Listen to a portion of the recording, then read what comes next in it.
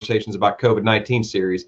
I'm here today with Wayne Madkin, known to many of you as a record-setting quarterback with our beloved MSU football team. Wayne also earned the BS in agricultural business at Mississippi State and then went on to earn an MBA after that. While he doesn't spend much time on the football with a football in his hand these days, he does use his leadership skills that he developed while on the football field to lead a team of engineering professionals and his family of four, ranging from 14 down to 4 months. Wayne, thanks for joining us today, and happy Maroon Friday.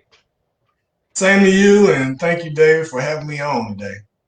I'm thrilled that you're here. Tell us, what have you been up to since your time on Scott Field, and how's your family been making it during COVID-19? Well, the family's been great. We've been spending a lot of time. We've been spending a lot of time with some additional family engagement, a lot of movie nights, and also taking some time to refine our personal skills. Yeah, well, I think we're all trying to find our way during this time. Wayne, I'm grateful to have you on to talk with us a little bit about some of the unfortunate numbers we're seeing in Mississippi and around the country, to give us maybe a little context in your thoughts. We're seeing in Mississippi and across the nation a disproportionate impact of COVID-19 on African Americans, higher infection rates and higher death rates.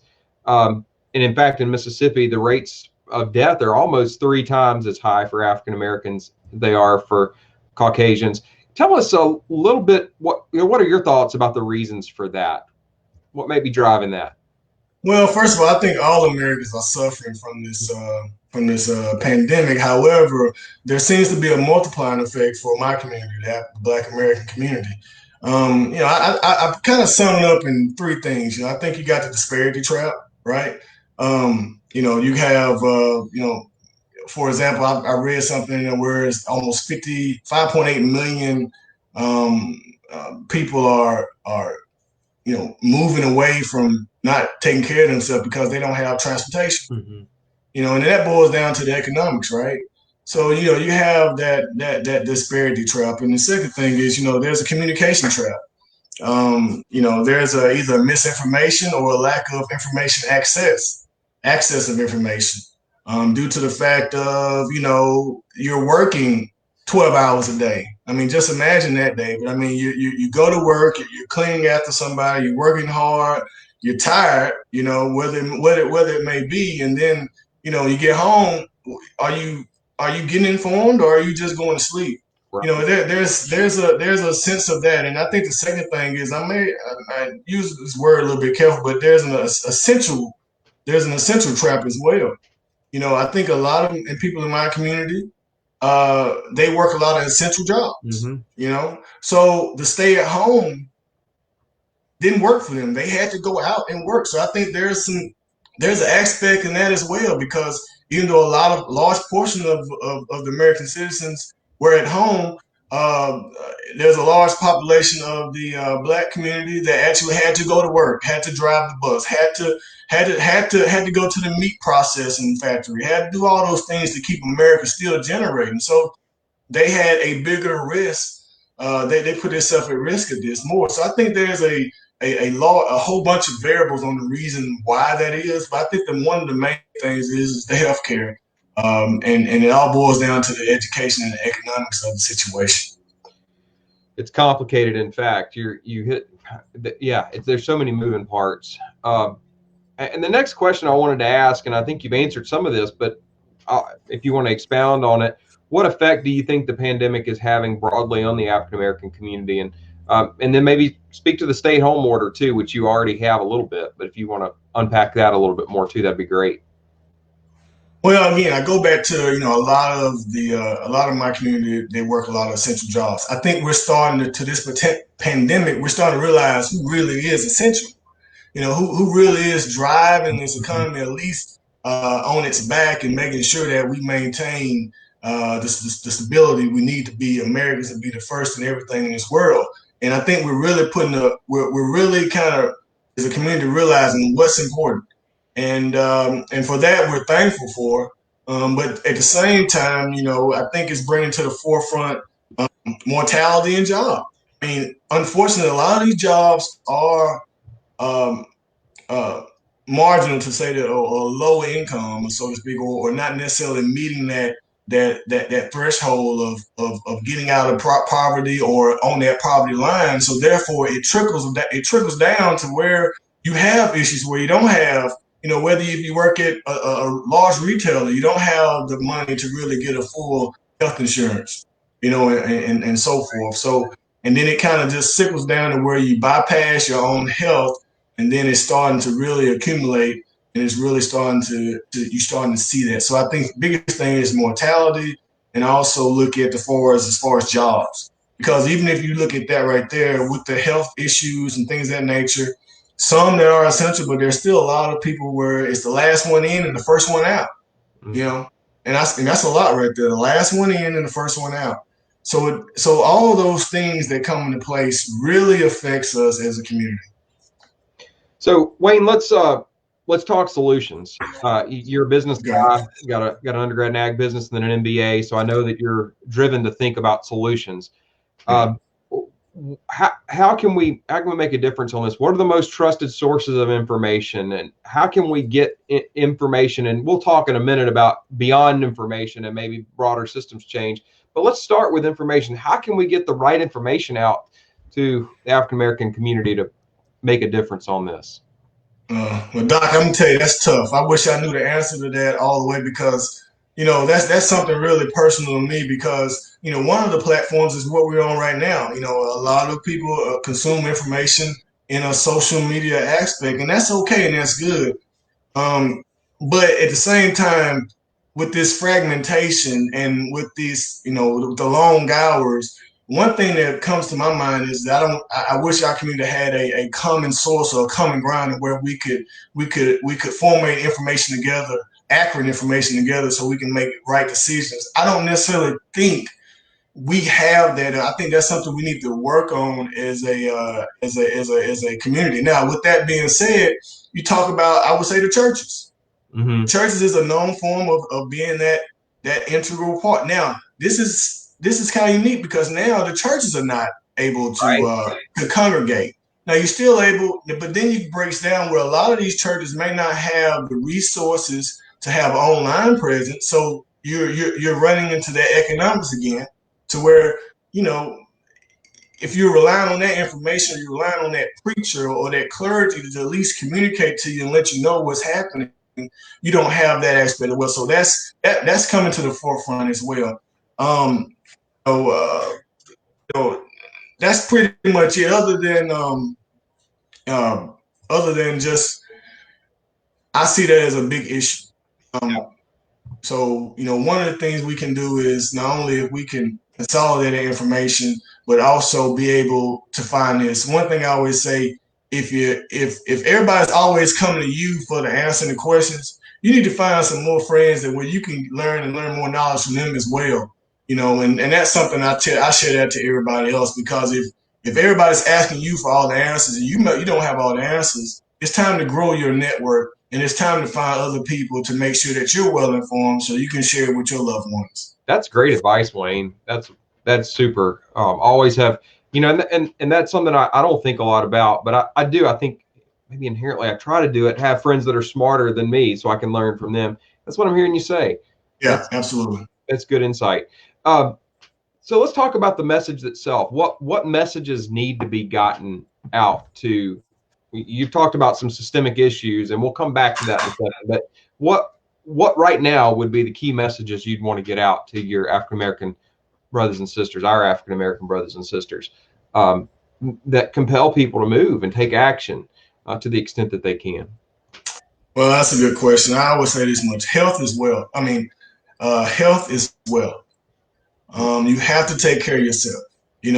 If you're in an airplane, the first thing they say is, put the thing over your head so you go help others. Yep. Yeah, and if you're not healthy, you can't go out here and work. If you can't go out and work, you're not able to go out and provide for your family. And then it just multiplied. Then all of a sudden your child is not in school. Your child's not able to go to that college they want to go to. Your child is starting off life behind.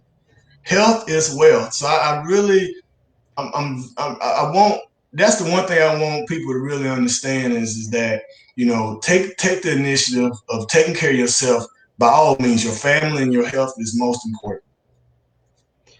Are there any messages or approaches that you say don't work, or is a positive approach best, or scare tactics best, or we don't want to do scare tactics? I realize. No, I think it's good. I think it's being in our community. We want to keep it real, right? And sometimes keeping it real can go wrong.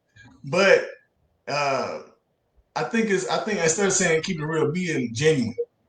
Having somebody genuine say, "Look, I know you enjoy this, but you need to make sure you put that mask on because think about grandma, right?"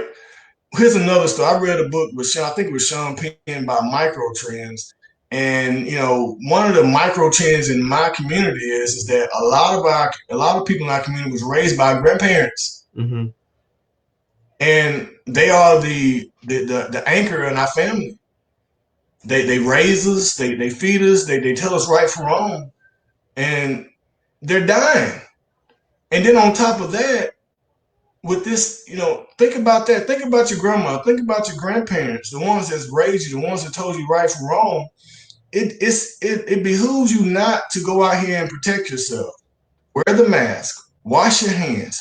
If you love your parents and you love your grandmas, who in my community a large percentage of them was raised by them, you would think that you would do that. So I think when you put it in that complex and you explain to them and let them understand the social economics that they may not be aware of, and that's why it's really affecting our community the most. And if you talk to them if you talk to us in a genuine way in that form to say, hey, look, did you know that over 60%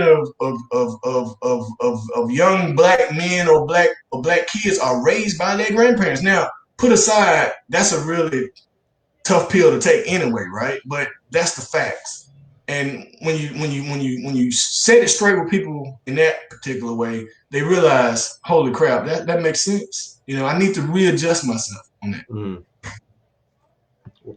Wow, that's good. So we need to connect and find those trusted sources and those trusted voices. Be genuine, and I think that's so true. Just everywhere, we just have to be genuine and connect where people connect with people where they are. So we've talked about information. Now we've talked about messages that might work, ones that won't work. And of course, we know that information is important, but it's not sufficient to turn the tide. Right. I'm public health.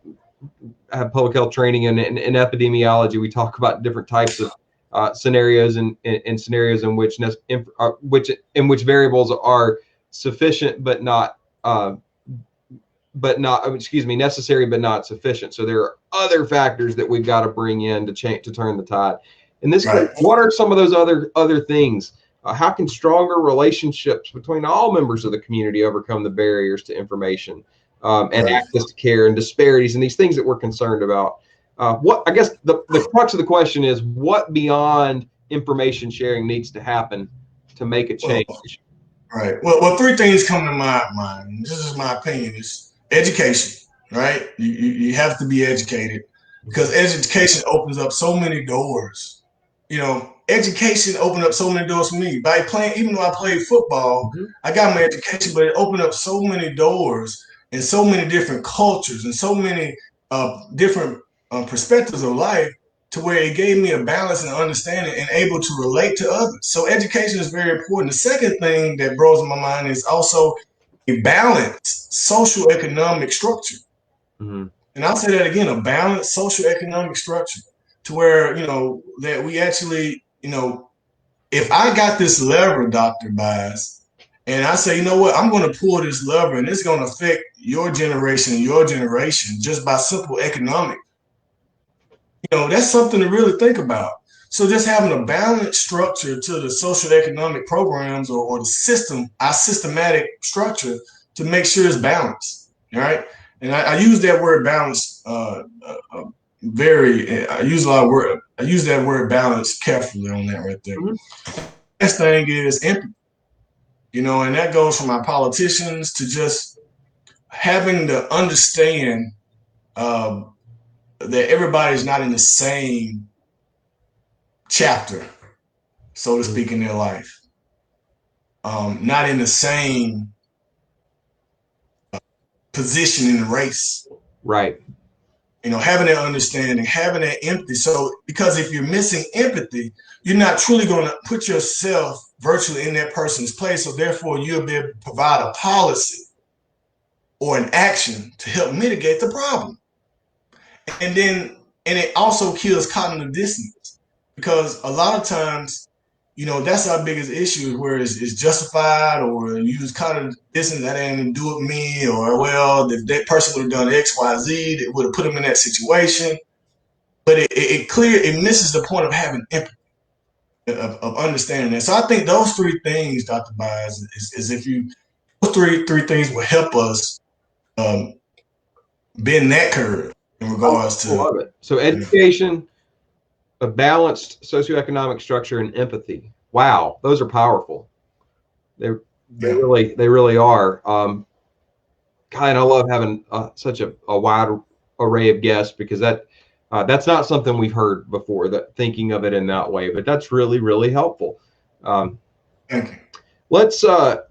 You mentioned our elected officials, and I just want to ask, what are your, if you know, what would you like for our elected officials to know? If there's, two or three things you could tell them that are important for turning the tide on this, what would that be? 'Cause they do have so much influence over. Yeah, absolutely. Well, first of all, I want to say, that we appreciate all what they're doing right now, because they're doing a lot, They are. and they're doing the best they can. So first and foremost, we appreciate that.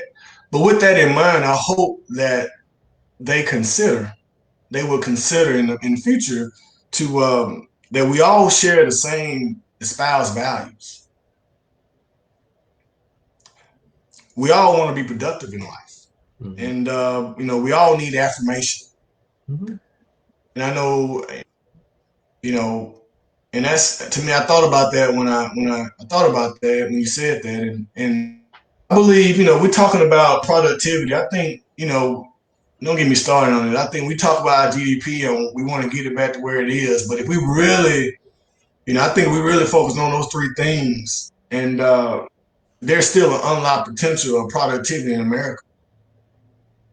I Yeah. mean, if we go back to the fact, even with women were making 60 cents on the dollar to a man, or 70 cents to a dollar to a man. Just use that as an example. If you know that, if you take those three things impossible, hey, look, let's bump that up. You Mm-hmm. know, you're creating stimulus right there. You're increasing your productivity as America right there, and that's just one class. Right. So that's the one thing I see. I appreciate everything that's going on. I think our leaders are doing the best they can. I think they have an open ear. But as those are the three things I would like for all to consider, is that, when you're making these decisions, and you're doing things like that, know that we all share the same espoused values. We all want to be productive, okay? And and every once in a while, we all need affirmation. You know, we We all need affirmation. And I want to harken back to something you talked about at the beginning, and you and I were talking about this before we went live. Just what is essential, and so much of what keeps our economy running, that we're now recognizing as essential, was under recognized before this. And that's maybe a silver lining here, is that we're going to have a better sense. When in wartime, we really praise our military, and we should. They put their lives on the line for us. But until now, I don't think we've had a sense that what the school teachers do, and what the meat processors do, and what the garbage man does, and so on and so forth, that those are all essential for our well-being. Right.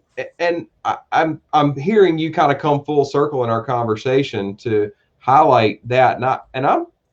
I certainly wouldn't wish us to have COVID-19, but I'm trying to find those silver linings, and I'm excited about the new future, the new normal for us, in which we do recognize healthcare workers. We've always recognized personally, if we were sick and went to the doctor, that a healthcare worker was valuable, but I don't think we've taken into account just how important they are for us as a society. Public health, broadly speaking. Right. We've not considered that before now, like we are in this time. So good messages from you, Wayne. Are there any, or what? I mean, I'm sure there are. What are the 2 or 3 parting shots you'd like to make at us? Any last minute Yeah.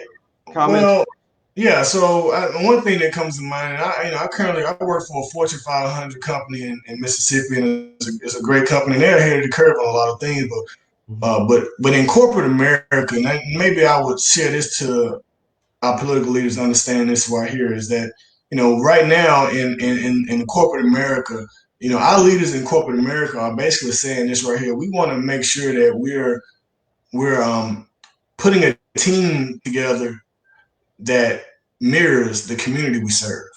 Mm. So that way, if you mirror a team that looks or mirrors the community you serve, you're gonna get the answers. Mm-hmm. And you're gonna get a broad range of answers. So, if I'm a family of frogs and I'm trying to find an example how to fix a wrist for a horse, I don't understand.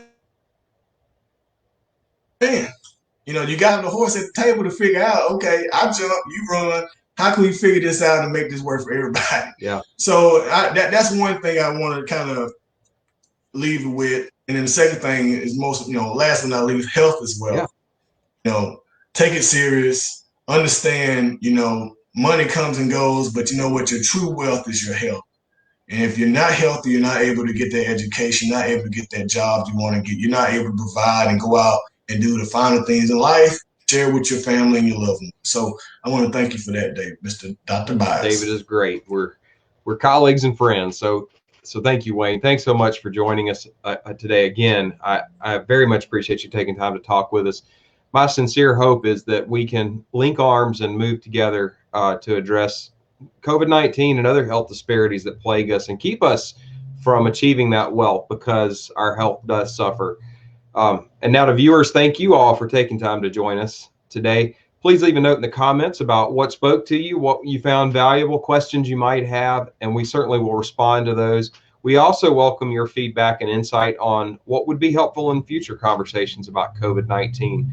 We want to be a resource for you and pull the experts in that can help answer the questions that you do have. Thank you all so much for being here today. As I always say, stay vigilant and stay healthy.